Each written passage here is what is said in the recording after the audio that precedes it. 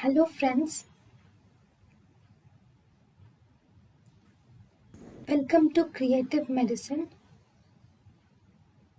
In this lecture, we will learn about.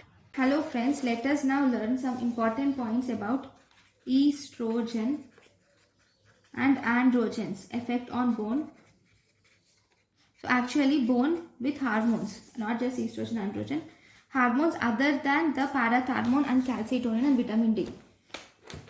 So if you see hormones like estrogen, androgens, what does these do? These hormones like estrogen and androgen, they will increase the osteoblastic activity and they will increase the osteoclastic apoptosis. They will also increase the osteoprogenitor synthesis. So the net activity is they cause net loss of bone also. So they'll cause net decrease in bone loss and thus they will increase, that means they will cause more bone, okay, and thus there will be more bone because bone loss has been decreased by these mechanisms. Then the next important hormone is growth hormone. What does growth hormone do?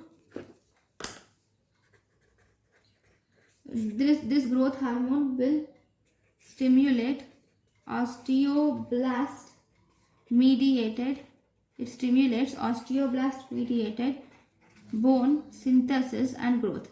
It stimulates osteoblast mediated bone synthesis and growth. Then what does the thyroid hormone do? Thyroid hormone increases osteoclast mediated, it causes osteoclast mediated bone resorption. It causes osteoclast mediated bone resorption. Then the next important drug is glucocorticoids. What does glucocorticoids do? These glucocorticoids will increase apoptosis of osteoblasts. They will increase apoptosis of osteoblasts.